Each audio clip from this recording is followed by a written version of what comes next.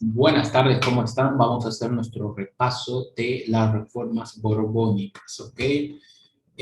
Comenzando aquí en reformas borbónicas, lo que nosotros vamos a encontrar es que a partir del siglo XVIII, estamos hablando de 1700 en adelante, la corona española, que estaba, bueno, que estaban por los Habsburgos, gobernados anteriormente, comienzan ahora a ser gobernados por la familia de la Casa de Borbón. Ellos empezaron a hacer reformas borbónicas. Estas reformas pretendían remodelar tanto sus relaciones, ¿ok? Remodelar tanto sus relaciones con las colonias como la situación interna de la península. Querían hacer diferentes cambios. ¿Para qué? Para asumir los atributos del poder que la corona le había dejado a otros grupos y corporaciones y tener la conducción política de la corona. Eso quería tener el rey. ¿Está bien? Continuando aquí nos dice que los virreinatos de España habían sufrido diferentes cambios, ¿no? En sus estructuras económicas, sociales, ¿ok? También porque además de esto ahora tenían el territorio de Nueva España, que vamos a ver en adelante qué espacio geográfico correspondía a esta.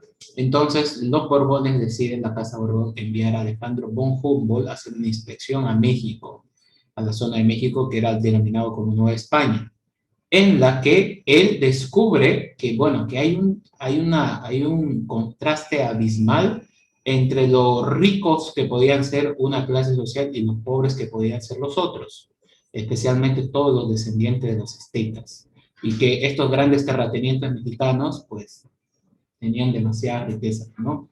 Y los otra parte eran, la otra parte.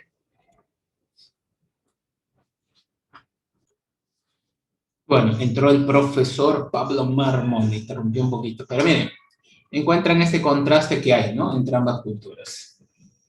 Cuando finalizó el reinado de la Casa de Austria-Hapsburgo, un balance de la obra de España en América podría mostrar, dice, pobres resultados con la llegada de los Borbones con Felipe V en España, ¿ok? O sea que había una crisis prácticamente, ¿ya?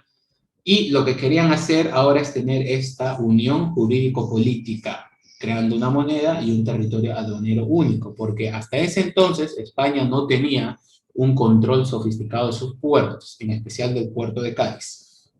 ¿Está bien? Vamos a ver un poquito esto aquí. En especial del puerto de Cádiz, ¿ok? ¿Qué más tenemos? Dice, bueno, también que se había perdido, por ejemplo, ese auge económico que había en 1506 en adelante, ¿ya? Y también la población de España había disminuido muchos millones, al igual que en América. Muchos pueblos indígenas fueron extinguidos, pueblos enteros indígenas fueron extinguidos, ¿ok? Y también de algunas islas antillanas que están en el Caribe, ¿ok? También el poderío marítimo bajó porque, porque ahora también, por ejemplo, empezaron a llegar de otros países, de otros reinos también, a colonizar América. Y bueno, ante esa crisis presentaron el proyecto del sistema económico del francés Colbert, ¿ok? Que ellos querían implementarlo y también querían terminar con el monopolio comercial que había un monopolio comercial que querían, y sobre todo proporcionar e implementar en realidad una actitud librecambista también. Y sobre todo que había muchos países de Europa que se aprovechaban de España también. Dentro de esta aristocracia española y colonial se reducía la vida a un parasitismo legendario, ¿no? Donde gastaban en lujos. Todo el dinero que recibía la corona lo gastaba, lo gastaba, lo gastaba, lo gastaba. Venían los charlatanes, venían los magos tratando de ofrecer, por ejemplo, pociones mágicas para que la corona ya no gaste, o sea, que para que encuentren la solución a la crisis. Ellos creían que haciendo hechizos podían lograr eso, ¿no? Todo, específico, todo, ¿ok? Después aquí nos dice, una energía, dice, la decadencia en la que había caído España había desplegado en América una energía enorme sin igual que en el mundo colonial que se había lanzado. Los países que dice que los demás países europeos, principalmente Gran Bretaña, Holanda y Bélgica, quiere decir que ellos empezaron a venir a establecer sus colonias, porque encontraron que había una debilidad en el sistema colonial de España. ¿Ok? Las reformas. Estas se dieron para regular los comercios marítimos y eliminar los monopolios en el comercio, ya que había proliferado el comercio del contrabando. Había mucho contrabando por parte de Inglaterra y Portugal. También las reformas suspendieron las funciones de algunos alcaldes para que no pudieran controlar los productos indígenas de mayor demanda en el mercado exterior e interior. Además, pretendían tomar el control directo de la burocracia imperial sobre los movimientos económicos. En el fondo querían redefinir la relación que tenía España con sus colonias, ¿ok? Querían redefinir la relación que tenían las colonias con su corona. Pero obviamente que aquí había una desunión, porque ellos no conocían a este rey. Ya eran los hijos de los españoles que llegaron hace muchos años atrás. Y tampoco ellos sentían como que este sentimiento español de oprimir y aprovecharse de todos los recursos de los demás, y especialmente los pueblos que tenían bajo su potestad. ¿Está bien? Y sobre todo, con todas estas reformas que se hicieron, el librecambismo comercial, el tema de los puertos, etcétera, las intendencias, afectó a estas clases acomodadas criollas y aumentó la idea de la emancipación de España, separarse de España. ¿Ok? Ahora, ¿cuáles eran, por ejemplo, los objetivos de estos Borbones? Era un control absoluto de las colonias para beneficio económico de la corona y España, evitar las fugas fiscales y promover la producción para aumentar así la recaudación de impuestos. Entonces se debían reformar instituciones y procedimientos viciados a juicios de los reformadores que se habían generalizado en las sociedades coloniales, con los que algunos grupos privilegiados se beneficiaban. Debido a la debilidad de los gobernantes de la Casa de Habsburgo, el Consulado de Comerciantes y algunas corporaciones religiosas como la Compañía de Jesús y la misma institución del virreinato fueron el blanco principal de las reformas. Quiere decir que querían evitar fugas fiscales, había una corrupción de los alcaldes mayores, querían instalar intendencias y además de eso también que querían deshacerse de los jesuitas, porque los jesuitas ya habían implementado el racionalismo, que piensen, que los criollos piensen, y eso no les gustaba a ellos. Ok, reformas administrativas, reorganizar el ejército.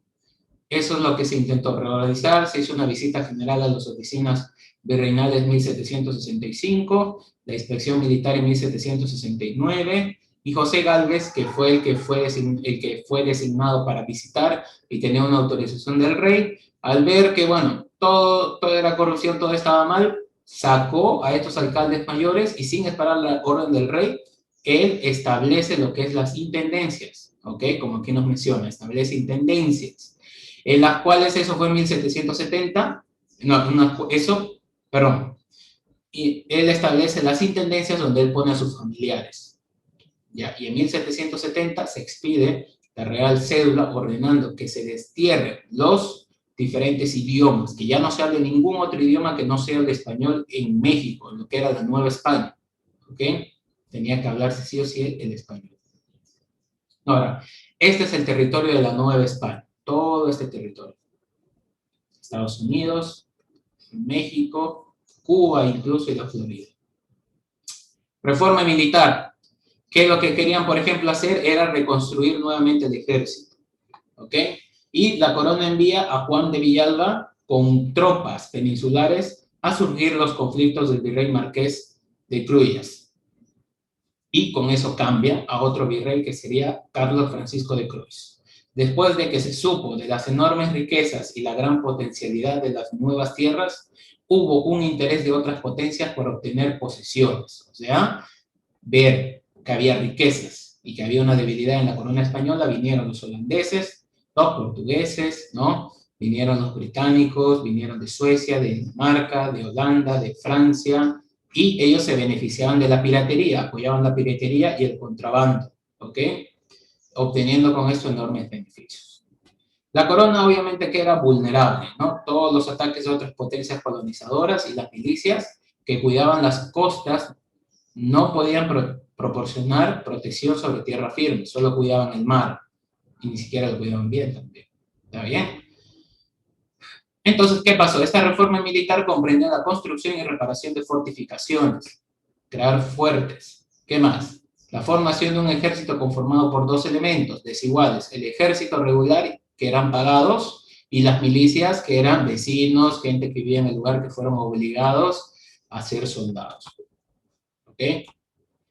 Con eso terminamos. Vamos a hacer nuestra investigación sobre el Imperio Zarista y vamos a dibujar el mapa del territorio de la Nueva España. Eso sería nuestro repaso. Nos vemos la próxima clase.